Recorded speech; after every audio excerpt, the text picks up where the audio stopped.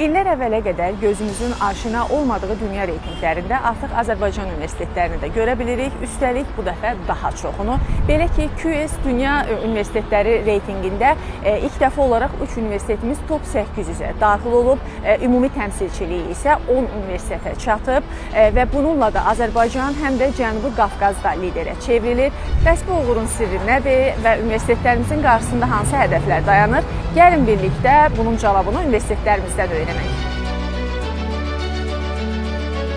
Ümumiyyətlə, reyting universitetləri bir neçə mühüm meyar üzrə qiymətləndirir və nəticələr həmin göstəricilərin ümumi balına əsasən müəyyənləşdirilir. Akademik nüfuz, elmi fəaliyyət, müəllim tələbə nisbəti, məzunların əmək bazarındakı uğurları və digər bu kimi meyarlar. Bildiyiniz kimi reyting siyasında daha da irəliləmək hər zaman daha çətin hala gəlməyə başlayır. Çünki dünyada olan universitetlər də potensialı güclənir və onlar daha rəqabət qabiliyyətli hala gəlirlər.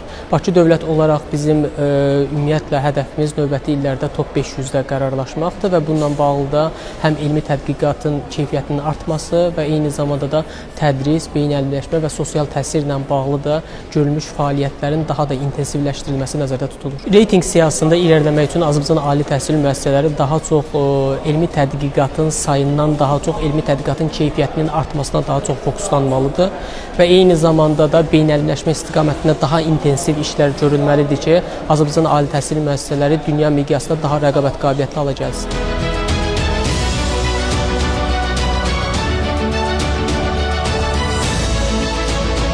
Azərbaycan Memarlıq və İnşaat Universiteti 3 kateqoriya üzrə daha böyük nəticə əldə edibdir. Müəllim tələbə nisbəti bu beynəlxalq reytinglərdə çox önəmli bir məsələdir ki, məsələn, bir professor neçə tələbə yetişdirir, neçə tələbəyə dərs keçir.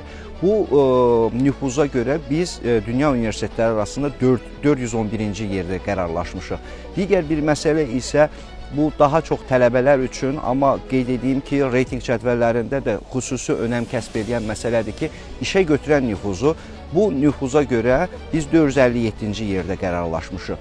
Digər bir məsələ isə akademik nüfuzdur. Bu da akademik nüfuzla daha çox bizim son illər professor müəllim heyətimizin impact faktorlu jurnallarda elmi tədqiqat istiqamətində əldə elədiyimiz uğurlara görə biz 567-ci yerdə, dünya üzrə 567-ci yerdə qərarlaşmışıq.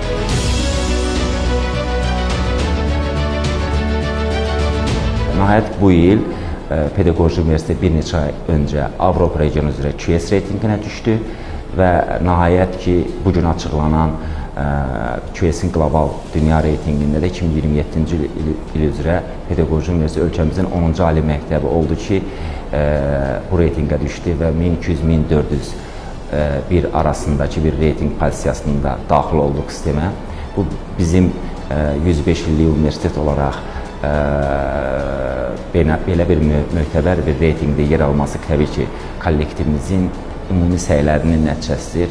Əgər oradakı ayrı-ayrı indikatorlara baxsaq, görərik ki, səmimi şəkildə bir sahə ali məktəbi, üstə də fəaliyyətinin və kadr hazırlığının məzmunu daha çox ölkəyə aid olan, milli komponent dediyimiz istiqamət olan ali məktəbin beynəlxalq reytinglərdə yer tutması çox çətindir. Beləliklə, Azərbaycan universitetləri beynəlxalq reytinglərdə mövqelərini ildən ilə gücləndirir. Universitetlər isə qarşıdakı illərdə daha yüksək pillələrə yüksəlməyi hədəfləyir.